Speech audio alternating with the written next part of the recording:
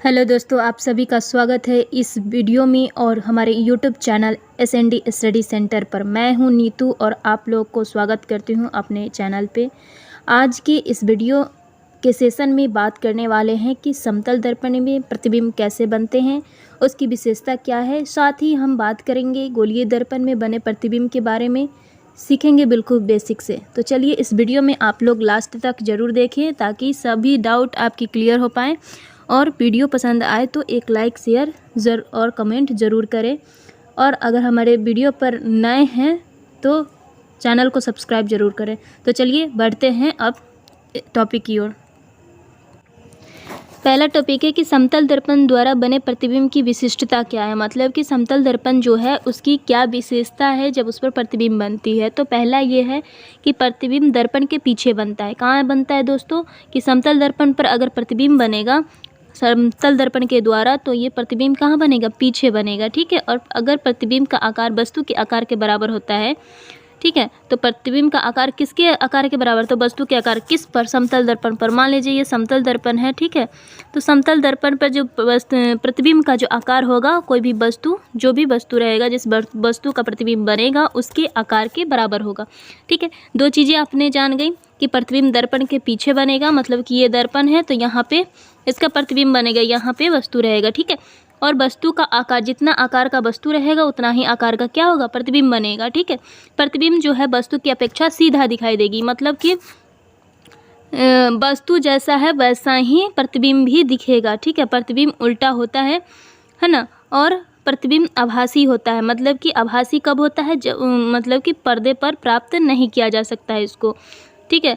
अब प्रतिबिंब दर्पण से उतना ही पीछे बनता है जितना वस्तु दर्पण से आगे रहता है। मतलब कि जितना आगे, मतलब कि ये दर्पण के बीच में जो वस्तु यहाँ मान लीजिए यहाँ पे रखी हुई है और वस्तु और दर्पण के बीच में जितनी दूरी होती है उतना ही दूरी पर प्रतिबिंब भी बनती है।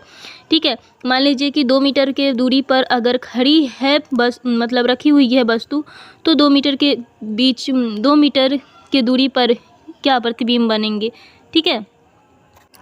मान लीजिए कि कोई लेटर लिखा हुआ है R, है ना, कोई लेटर लिखा हुआ है R, तो यहाँ पे समतल दर्पण है। ठीक है। और जितनी दूरी पर ये बनी हुई है उतना ही दूरी पर ये क्या बनेगा? इसका उल्टा बनेगा। ठीक है। तो इस प्रकार से इसका क्या है? ये पार्श्व परिवर्तन है। ठीक है। ये इसको पार्श्व के रूप से उल्टा बोलते हैं। तो ये जो है इसमें 4 नंबर में कि प्रतिबिंब पार्श्व के रूप से उल्टा होता है। ठीक है। वस्तु की जो अपेक्षा होती है वो सीधा होता है। ठीक है। अगला है कि गोलीय दर्पण। क्या है? गोलीय दर्पण। तो आपने पहले ही पढ़ चुके हैं कि गोलीय दर्पण क्या होता था। तो गोलीय दर्पण वैसे दर्पण को कहते हैं, ठीक है, उस दर्पण को कहते हैं जिसकी परावर्तक सतह क्या होता है? जिसकी परावर्तक सतह, हाँ, जिसकी परावर्तक सतह एक किसी खोखले गोले का भाग होता है। किसी भी खोखले गोले का भाग होता है, उसी को गोलीय दर्पण कहते हैं। ठीक है। गोलीय दर्पण होता कैसे? जैसे कि इसको ना कांच की एक टुकड़ा होता है, उसको माने कि रंगा जाता है, उसको कलई किया जाता है, तब बनाया जाता है। गोलीय दर्पण कैसे बनता है? तो गोलीय दर्पण कांच का एक टुकड़ा होता है। ठीक है।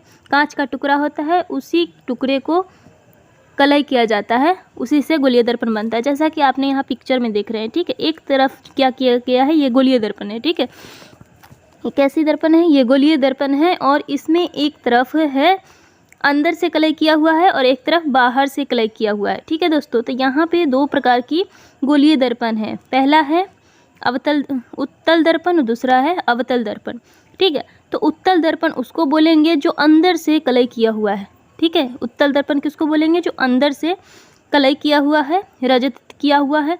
और अवतल दर्पण उसको कहेंगे जो बाहर से कलई किया हुआ है, जैसा कि आप पिक्चर में देख रहे हैं इस पार्ट को। ठीक है। ये हुआ बाहर से कलई किया हुआ है और ये अंदर से कलई किया हुआ है। तो ये अंदर से जब रंगा हुआ है तो ये उत्तल दर्पण हो जाएगा, और जब बाहर से रंगा हुआ है तो ये अवतल दर्पण हो जाएगा। ठीक है। अब यहाँ पे देखिए कि इसमें गोलीय दर्पण से संबंधित कुछ पद है जिसको ध्रुव बोलते हैं, वक्रता केंद्र बोलते हैं, वक्रता त्रिज्या बोलते हैं। ठीक है। मुख्य अक्ष बोलते हैं। इन सब के बारे में मैं आपको पिछली कक्षा में पिछली वीडियो में डिस्कशन कर चुकी हूँ, तो आप प्लीज़ वहाँ जाके आप देख सकते हैं। ठीक है, कि आप इसका पार्ट आप फर्स्ट नहीं देखे होंगे तो पार्ट फर्स्ट देख लीजिए ताकि आपको क्लियर हो जाए कि ध्रुव क्या होता है। ऐसे मैं आपको इसमें भी बता दूंगी कि ध्रुव जिसको P से डिनोट करते हैं, वक्रता केंद्र जिसको C से डिनोट करते हैं। मैं आपको बता दूं थोड़ा सा कि ध्रुव वो होता है जो गोलीय दर्पण के मध्य बिंदु पर स्थित होता है। ठीक है, अगर गोलीय दर्पण है उसके मध्य बिंदु पर स्थित होता है उसको ध्रुव बोलते हैं। ठीक है, जैसे कि यहाँ पे आपको यहाँ दिख रहा है ये P है, ये मध्य बिंदु पर स्थित है इसलिए इसको ध्रुव बोलते हैं। ठीक है, वक्रता केंद्र बोलते हैं कि दर्पण के बीच में, ठीक है, दर्पण के बीच में बिल्कुल केंद्र में जो स्थित होती है बिंदु उसी को वक्रता केंद्र बोलते हैं। ठीक है, अब है वक्रता त्रिज्या। तो केंद्र से जो मिलती है ना गोलीय दर्पण की वक्रता त्रिज्या कहलाती है। केंद्र से लेके ये जो लाइन चली गई हैं इसी को वक्रता त्रिज्या बोलते हैं। ठीक है, प्रधान अक्ष या उसको मुख्य अक्ष बोलते हैं, उसको बोलेंगे जो ये जो वक्रता केंद्र है और ध्रुव है। ठीक है, ये वाला लाइन वक्रता केंद्र और ध्रुव ये दोनों को क्या करती है, मिला देती है। इसको बोलेंगे प्रधान अक्ष या मुख्य अक्ष। ठीक है, तो ये चीज़ें थी आपको। अब आगे मैं बताऊंगी। आगे देखिए आगे क्या है। आगे है गोलीय दर्पण के फोकस तथा फोकस दूरी। क्या है गोलीय दर्पण के फोकस और फोकस दूरी। ठीक है, तो इसमें जो है फोकस दूरी और फोकस ये दोनों दो चीज़ें हैं, एक है फोकस, दूसरा है फोकस दूरी। देखिए फोकस वो होता है जैसे कि ये आपतित किरण है। देखिए किसी अवतल दर्पण, एक किस प्रकार का दर्पण है, तो ये अवतल दर्पण है। कैसे पहचान करेंगे, तो ये जो है बाहर से क्या किया हुआ है, कलय किया हुआ है, तो ये अवतल दर्पण है। तो अवतल दर्पण का फोकस जो है उसके मुख्य अक्ष पर वह बिंदु है, ये मुख्य अक्ष है। ठीक है, मुख्य अक्ष पर वह बिंदु है फोकस जहाँ मुख्य अक्ष के समांतर आती किरणें दर्पण से परावर्तन के बाद मिलती है। दर्पण से क्या करती है, परावर्तन के बाद मिलती है। मतलब कि ये क्या है, ए बी जो है किरण है वो समांतर किरणें हैं। ठीक है, वो दर्पण से टकरा के फिर क्या करती है, दोनों किरणें जिस बिंदु पर परावर्तित होकर मिलती है, ठीक है, उसी को बोलते हैं फोकस। उसी को क्या बोलते हैं, फोकस। ठीक है, और ये दूरी क्या होती है, फोकस दूरी। तो देखिए यहाँ पे फोकस दूरी वो होती है जैसे कि यहाँ पे देखिए, यहाँ पे P यानी कि पोल यानी ध्रुव और केंद्र F यानी फोकस, ध्रुव और फोकस की जो दूरी है इसी को फोकस दूरी बोलते हैं। ठीक है, तो इतना चीज़ आपको क्लियर हुआ। चलिए अगले स्लाइड की ओर चलते हैं।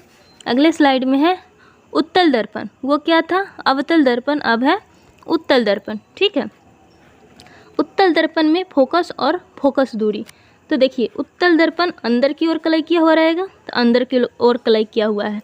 ठीक है, तो किसी उत्तल दर्पण का फोकस उसके मुख्य अक्ष पर वह बिंदु है जहाँ से मुख्य अक्ष क्या होता है, जहाँ से मुख्य अक्ष के समांतर आती किरणें दर्पण से परावर्तन के बाद आती हुई प्रतीत होती है। प्रतीत होने का मतलब कि यहाँ पे जो आपको डॉट डॉट वाली दिख रही है, ठीक है, यहाँ पे डॉट डॉट जो दिख रही है आपको वो हो गया क्या, प्रतीत हो रही हैं। तो उत्तल दर्पण देखिए ये कैसे बनेगा, इस प्रकार से बनेगा ना। अगर पूरा बनेगा गोलीय दर्पण तो इस प्रकार से, इस प्रकार से नहीं, इस प्रकार से बनेगा ये पूरा, क्योंकि ये जो C है वो क्या है, वक्रता केंद्र है, तो वो बीच में आएगा। यहाँ पे पूरा नहीं है जगह उतना, तो हम उतना नहीं बना पाए हैं, लेकिन यहाँ पे ये क्या आएगा, ये बीच में आएगा। तो जब बीच में आएगा, यहाँ केंद्र है C, ठीक है, वक्रता केंद्र यहाँ है, और इसका उत्तल दर्पण का P यानी पोल यहाँ है, ध्रुव है। ठीक है, और किरण इधर से आ रही, AB किरण जब परावर्तित हो रही, AB किरण जब आपतित हो रही है, ठीक है, तो दर्पण से क्या कर रही है, परावर्तित हो रही है, दर्पण से परावर्तित हो रही है। ठीक है, और परावर्तन के बाद ये जब परावर्तन हो जाती है, किरणें जब परावर्तित हो जाती है तो परावर्तन के बाद क्या होता है, परावर्तन के बाद यहाँ पे देखिए, यहाँ पे मुख्य अक्ष है, ये मुख्य अक्ष के समांतर ये आपतित किरण है। आपतित किरण परावर्तित होती है, परावर्तन के बाद जो ये डॉट डॉट जो यहाँ पे दिख रहा है आपको, ये आती हुई प्रतीत हो रही, और ये जिस बिंदु पर मिलती है उसी को फोकस बोलते हैं। ठीक है, यहाँ भी सेम उसी प्रकार से होगा कि ये जो पोल है, ध्रुव और फोकस, इन दोनों के बीच की जो दूरी है उसी को फोकस दूरी बोलते हैं। ठीक है, फोकस F से दर्पण के ध्रुव P की दूरी को क्या बोलते हैं, दर्पण का फोकस दूरी कहते हैं। इतना चीज़ आपको क्लियर हुआ। चलिए अगले स्लाइड की ओर चलते हैं। अगले स्लाइड में है अब आपका कि गोलीय दर्पण क्या है, गोलीय दर्पण की फोकस दूरी और उसकी वक्रता त्रिज्या में संबंध। मतलब कि गोलीय दर्पण है तो उसके फोकस दूरी और उसकी वक्रता त्रिज्या, इन दोनों में तो कुछ ना कुछ संबंध होगा। तो चलिए आज उसको देखते हैं। ठीक है, तो दर्पण अवतल हो चाहे उत्तल हो, किसी भी प्रकार का क्या हो, है ना, हाँ, दर्पण अवतल हो या फिर उत्तल हो, किसी भी प्रकार का दर्पण हो, यदि आपतन बिंदु ध्रुव से बहुत दूर ना होगा, है ना। अगर आपतन बिंदु जैसे कि ए और बी कोई किरण है जो आ रही है और बी डैश दर्पण है, ये किस प्रकार का है, ये अवतल दर्पण है। किस प्रकार का है, अवतल दर्पण है, क्योंकि बाहर की ओर क्या किया हुआ है, रंगा हुआ है। ठीक है, तो ये यदि आपतन बिंदु ध्रुव से बहुत दूर न हो, है ना, आपतन बिंदु क्या है, ध्रुव से, तो ध्रुव कहाँ है, ये है ध्रुव, यही ना P, है ना, ध्रुव से बहुत दूर न हो तो फोकस दूरी दर्पण की वक्रता त्रिज्या की आधी होती। फोकस दूरी क्या होती है, ये फोकस दूरी हुई, है ना, P और F क्या हो गई, फोकस दूरी, और दर्पण की वक्रता त्रिज्या की आधी होती है। ठीक है, तो वक्रता त्रिज्या की यानी कि C से B तक इसकी क्या होती है, आधी होती है। तो यहाँ पे एक इक्वेशन के थ्रू हम यहाँ पे जानेंगे। देखिए कि कोण ABC, यहाँ पे देखिए कोण A B और C, ठीक है, यानी कि एंगल I जो बन रहा है, ठीक है, कोण A B और C एंगल I जो बन रहा है, ये किसके बराबर है, तो कोण C B और F के बराबर है। ठीक है, एंगल R के बराबर। अब यहाँ पे ये दोनों बराबर है और कोण ABC बराबर कोण BCF, ठीक है, AB क्या है, एंगल बराबर है। यहाँ पे आप देखिए ये जो I है ये क्या है, एकांतर कोण है। क्या है, एकांतर कोण है, इसलिए इसको एकांतर लिखे। अब यहाँ पे देखिए कि कोण CBF, कोण यहाँ पे C है, B है और F है, यानी कि ये वाला कोण B वाला कोण, है ना, और कोण BCF यानी कि C वाला कोण, ये दोनों क्या है, बराबर है। ये दोनों कोण क्या है, बराबर है। तो इसलिए ये जो त्रिभुज है वो किस प्रकार का त्रिभुज है, तो ये त्रिभुज BCF जो है एक समद्विबाहु त्रिभुज है। किस प्रकार का है, ये एक समद्विबाहु त्रिभुज है। ठीक है, अतः BF जो है, B और F बराबर होगा किसके, F और C के। B और F जो ये भुजा है ना, ये वाला, वो इसके बराबर होगा, F है ना, F और C के बराबर होगा।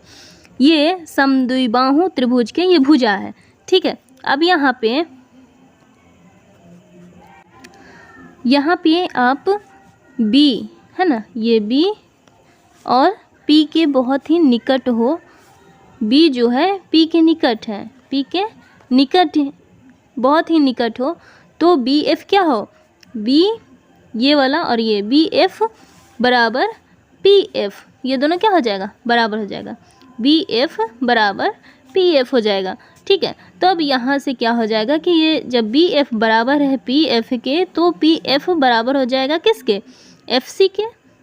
PF बराबर हो जाएगा किसके, FC के, और इसके बराबर क्या हो जाएगा, PC, क्योंकि ये दो पार्ट है, ये इसके बराबर है ये, और ये दोनों को ऐड कर देंगे तो PC हो जाएगा। ठीक है, तो यहाँ पे F निकल जाएगा, क्या F निकल जाएगा। F अगर निकालना है तो R, क्योंकि ये R है ना, ये R है, तो R बाई क्या हो जाएगा, 2 हो जाएगा।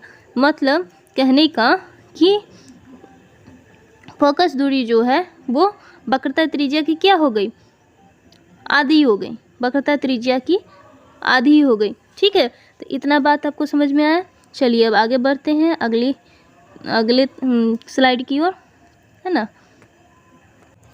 अब चलिए देखते हैं कि गोलीय दर्पण के लिए किरण आरेख की क्या बनावट होती है। ठीक है, तो गोलीय दर्पण अपने सामने रखे प्रदीप्त वस्तु होती है ना, उसके प्रतिबिंब बनाते हैं। ठीक है, तो ऐसे दर्पण चाहे वो उत्तल हो या फिर अवतल हो, अगर उनके द्वारा कोई प्रतिबिंब बनती है, ठीक है, तो प्रतिबिंब के निर्माण के लिए क्या करना है, जैसे समतल दर्पण में प्रतिबिंब का निर्माण होता है, वैसे ही, है ना, वस्तु के किसी बिंदु से कम 2 किरणें लेते हैं।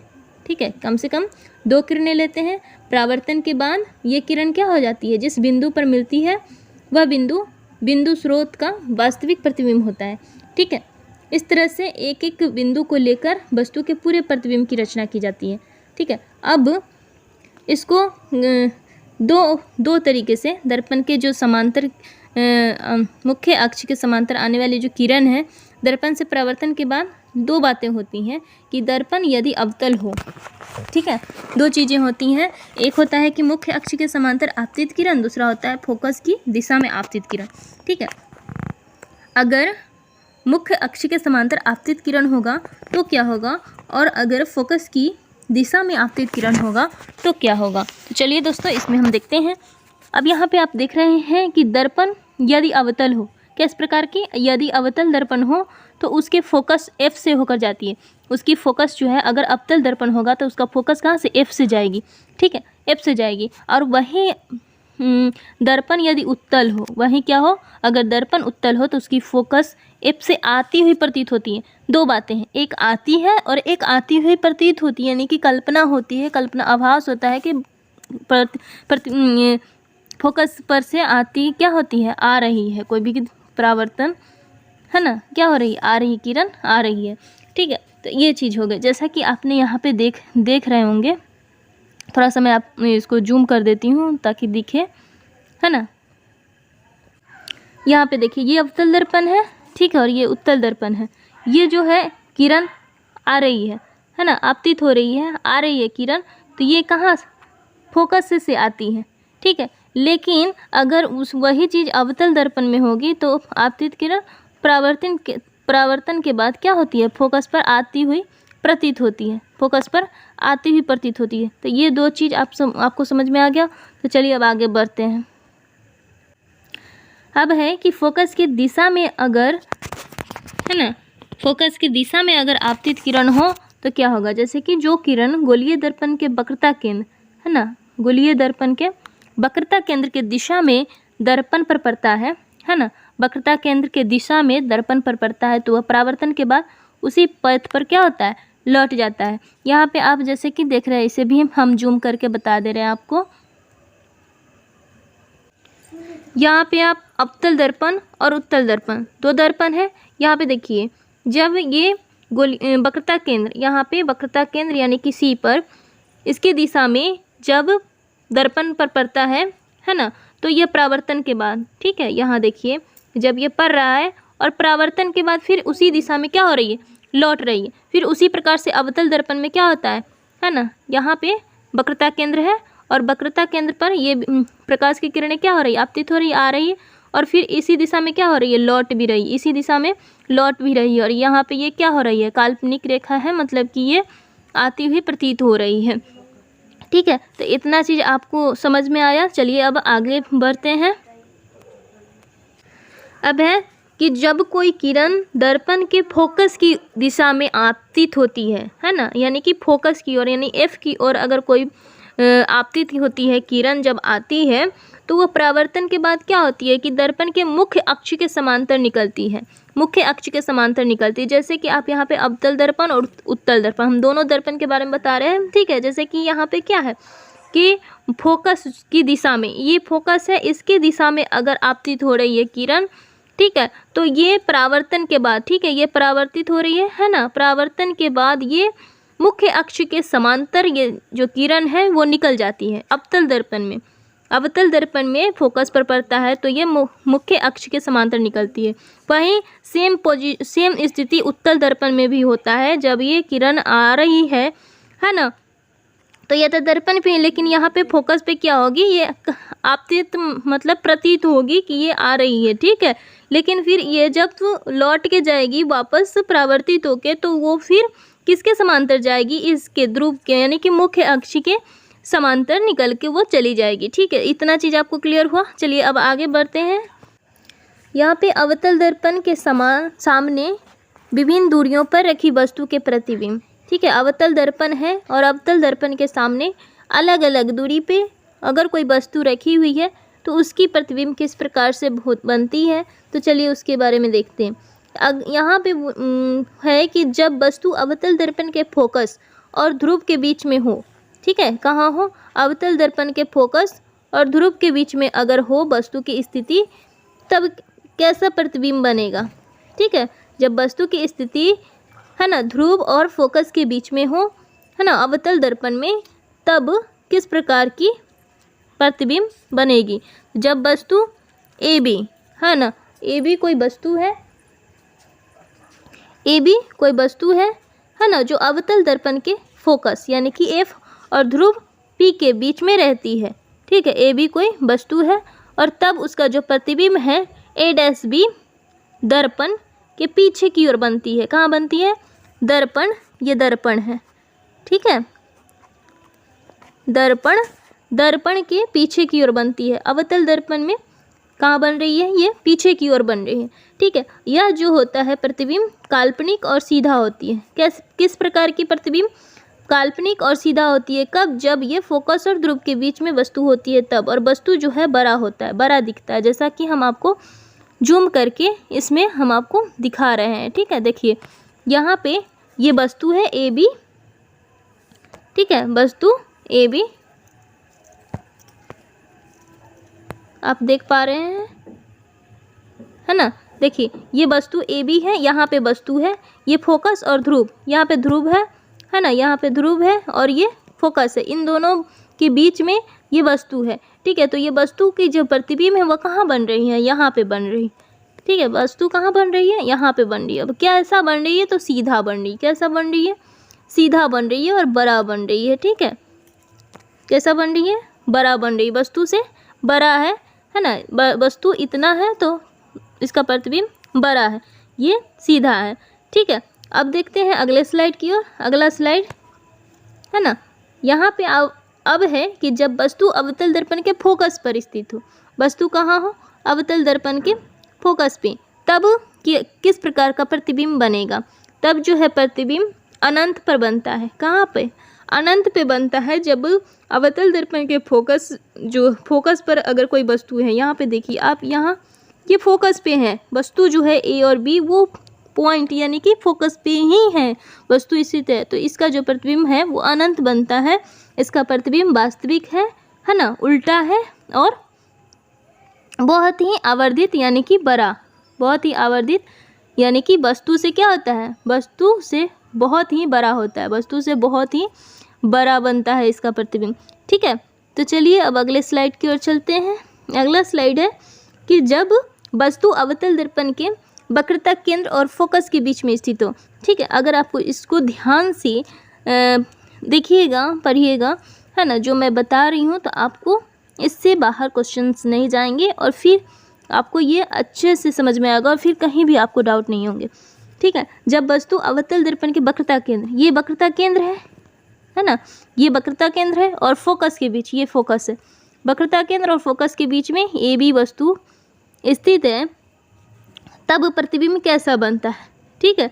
तब जो है प्रतिबिंब वास्तविक बनता है, वास्तविक बनता है, उल्टा बनता है और वस्तु से बड़ा बनता है। देखिए यहाँ सीधा था और यहाँ जो है उल्टा हो गया और वस्तु से बड़ा प्रतिबिंब है, ठीक है। अब चलिए अगले स्लाइड की ओर।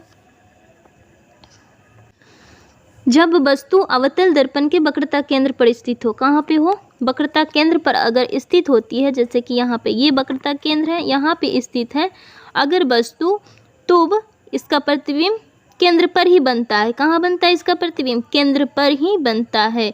जैसे कि ए बी, ये क्या है, ए बी वस्तु है ना, और इसका प्रतिबिंब उल्टा, देखिए कैसा बना, उल्टा बना, ये का प्रतिबिंब वास्तविक, उल्टा और वस्तु के आकार का ही, माने कि वस्तु का आकार जिस आकार का है उतना ही बराबर का उसका प्रतिबिंब भी बन रहा है। ये कब होगा? जब अवतल दर्पण के वक्रता केंद्र पर वस्तु स्थित होगी तब।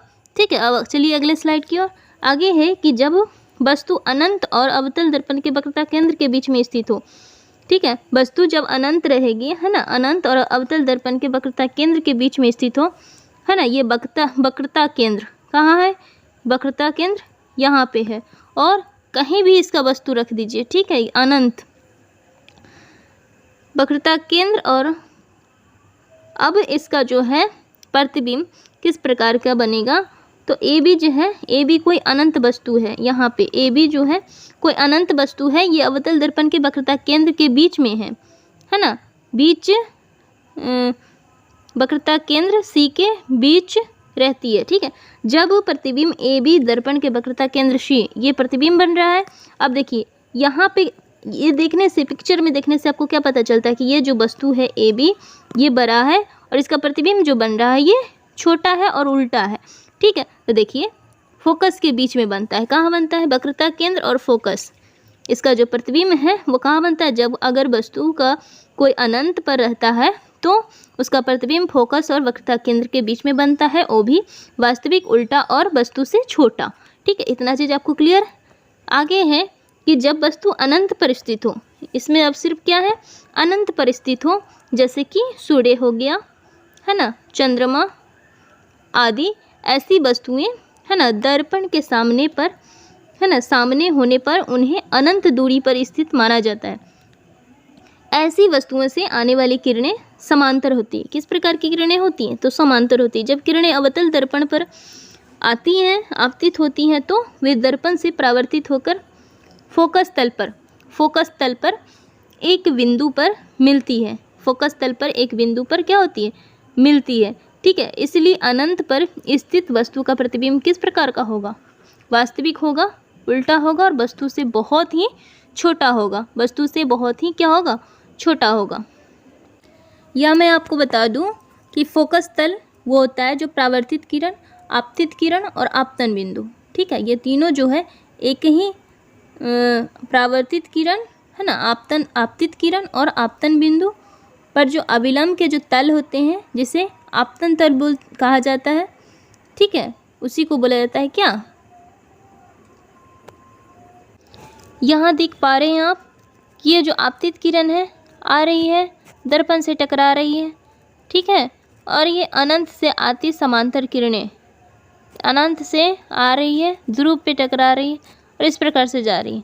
ठीक है, तो ये कहाँ पे? फोकस की, है ना, ए और बी ये प्रतिबिंब बन रहा है। अनंत पर स्थित वस्तु का जो प्रतिबिंब है वो उल्टा बन रहा है। किस प्रकार का? उल्टा बन रहा है और बहुत ही छोटा बन रहा है, वस्तु से बहुत ही छोटा बन रहा है।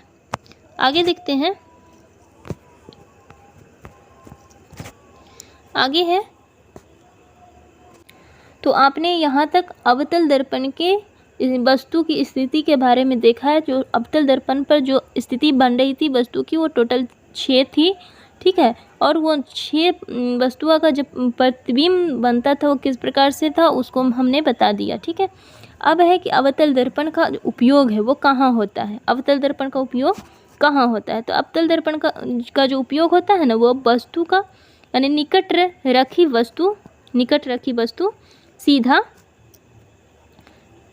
रखी वस्तु का सीधा बड़ा और आभासी प्रतिबिंब बनता है ना। अवतल दर्पण में, अवतल दर्पण जो है निकट रखी वस्तु का सीधा बड़ा तथा आभासी प्रतिबिंब बनाता है। ठीक है, इसीलिए इसको क्या कहते हैं? इसीलिए वक्रता त्रिज्या वाले अवतल दर्पण का उपयोग जो है दाढ़ी बनाने के लिए किया जाता है। यानी कि वक्रता त्रिज्या वाले अवतल दर्पण का जो उपयोग है वो दाढ़ी बनाने के लिए किया जाता है। जैसे कि यहाँ पे आप देख रहे हैं, ये दाढ़ी बनाने के लिए इसका उपयोग कर रहा है। ठीक है, आगे है इसका कि टॉर्च में, है ना, और कहाँ होता है? टॉर्च में, वाहन के हेडलाइट में, सर्च लाइट में, है ना, अवतल दर्पण का उपयोग परावर्तक के रूप में किया जाता है ना। अब इसमें जो प्रकाश के स्रोत है ना, प्रकाश के स्रोत परावर्तक के रूप में क्यों किया जाता है? टॉर्च में, वाहन में और हेडलाइट में, वाहन के हेडलाइट, टॉर्च में और सर्च लाइट में ये प्रकाश के स्रोत को अवतल दर्पण क्या करती है, अवतल दर्पण के फोकस पर रखा जाता है। प्रकाश का जो स्रोत है वो अवतल दर्पण के फोकस पर रखा जाता है, जिससे परावर्तन के बाद प्रकाश का समांतर किरण पुंज प्राप्त हो, ठीक है, प्राप्त होता है। इसके अलावा डॉक्टर जब रोगियों को नाक देखते हैं, कान, गले, दांत, इन सब चीज़ों की जांच करते हैं, तब अवतल दर्पण का ही प्रयोग करते हैं। क्यों? क्योंकि प्रकाश का जो स्रोत है ना, और स्रोत से आते प्रकाश को एक छोटी सी जगह में क्या करता है, केंद्रित करता है। सौर भट्टी जो होती है ना, ईंटा वाला जो जिसको बोलते हैं, सौर भट्टी में सूर्य से आती उष्मा ऊर्जा, सौर भट्टी में सूर्य से आती उष्मा ऊर्जा, जो उष्मा ऊर्जा आती है वो बड़े बड़े अवतल दर्पण द्वारा क्या किया जाता है, छोटी जगह पर केंद्रित किया जाता है, मतलब उसको इकट्ठा किया जाता है और इससे प्राप्त उष्मा से कई प्रकार के उपयोग लिए जाते हैं, ठीक है। यहाँ पे आप ये देख रहे हैं, ये लाइट है ना, अगर ये आपतित हो रही है और डॉक्टर क्या कर रहा है, इस रोगी के आँखों पे लेंस लगा के देख रहा है, ठीक है। तो ये जो बाहर की लाइट है वो लेंस पर के परावर्तित हो रही है और डॉक्टर को दिख रहा है, तो इसलिए अवतल दर्पण का प्रयोग किया जाता है। वो ऐसा क्यों किया जाता है, क्योंकि ये जो बाहर वाली लाइट है बहुत सारे हैं और अवतल दर्पण पर एक छोटी सी जगह में इसको क्या करता है, केंद्रित करता है ये सारे लाइट को, ठीक है। ये चीज़ आपको हो गई। अब है उत्तल दर्पण में प्रतिबिंब का बनना। अवतल दर्पण खत्म, अब उत्तल दर्पण का प्रतिबिंब का बनना। तो कैसे उत्तल दर्पण का प्रतिबिंब बनता है, ठीक है। उत्तल दर्पण का, तो उत्तल दर्पण द्वारा किसी वस्तु का जो सादा आभासी प्रतिबिंब ही बनता है। अवतल दर्पण में आभासी भी बनता था, वास्तविक भी बनता था, लेकिन उत्तल दर्पण में केवल आभासी प्रतिबिंब ही बनता है, चाहे वस्तु कहीं भी रखा हुआ हो, वस्तु कहीं पर भी हो, केंद्र पर हो, ध्रुव पे हो, पोल, ठीक है, कहीं भी वस्तु रखा हुआ हो, वस्तु प्रतिबिंब हमेशा आभासी बनता है। तो देखिए वस्तु जो है मुख्य अक्ष के समांतर आने वाली किरण परावर्तन के बाद फोकस से आती हुई प्रतीत होती है ना। मुख्य अक्ष के समांतर, ये मुख्य अक्ष है, इसके समांतर जो आ रही है किरणें वो क्या हो रही है, फोकस से आती हुई क्या हो रही है, प्रतीत हो रही है कि फोकस से आ रही है किरण, ठीक है। तथा दूसरी किरण जो दर्पण का वक्रता केंद्र है ना, जो दर्पण का वक्रता केंद्र सी की दिशा में आपतित हो रही है। जब दूसरी जो किरण है वो क्या हो रही है, वक्रता केंद्र सी की दिशा में, माने कि वक्रता केंद्र की दिशा में आपतित होती है, वह परावर्तित होकर फिर उसी पथ पे लौट जाती है, उसी पथ पे क्या हो जाती है, लौट जाती है, उसी पथ पे चली जाती है। ये दोनों परावर्तन किरणें ए से आती हुई प्रतीत होती हैं, यानी कि ये दोनों जो हाँ मिल गई ए से आती हैं, ये जो ए से आती हुई प्रतीत होती है ये दोनों किरणें, ठीक है। दूसरा है कि ए डैश वस्तु के बिंदु ए का आभासी प्रतिबिंब, ये डैश जो है ए का क्या है, ये आभासी प्रतिबिंब बन गया, ये है वस्तु और ए डैश आभासी प्रतिबिंब है। यह दर्पण के पीछे बनता है, ये दर्पण है, ठीक है, ये दर्पण है और दर्पण के ये पीछे बना, ठीक है। और ये तथा ये आभासी हो गया, सीधा और वस्तु से छोटा, आभासी, सीधा और वस्तु से छोटा, यहाँ आप देख पा रहे हैं, आभासी, सीधा और वस्तु से छोटा, ये हो गया उत्तल दर्पण, ठीक है। आई होप आपको ये समझ में आया। आगे देखते हैं इसका उपयोग उत्तल दर्पण का। तो उत्तल दर्पण का जो उपयोग है स्कूटर में है ना, मोटर कार में, बस में है ना, इन सब में क्या होता है, उत्तल दर्पण का उपयोग होता है साइड मिरर और पीछे देखने के लिए आईने के रूप में, है ना। तो आई होप आपको ये वीडियो अच्छा लगा होगा। आपको जितने भी डाउट्स होंगे, ये क्लास 10th का फिजिक्स था जिसका आज पार्ट 2 था। पहला पार्ट हम इसमें आपको बता दिए थे कि प्रकाश का परावर्तन क्या होता है, आपतित किरण, उससे रिलेटेड हर एक टॉपिक को मैं डिस्कस कर चुकी हूँ पार्ट 1 में, ठीक है। अगर आप पार्ट 1 नहीं देखे हैं तो प्लीज़ आप उसे देख लीजिए ताकि आपको पार्ट 2 अच्छे से समझ में आए, ठीक है। और बारी बारी से सभी टॉपिक आपको क्लियर होते जाएं। तो धन्यवाद आपको इस वीडियो को देखने के लिए। So once again thanks.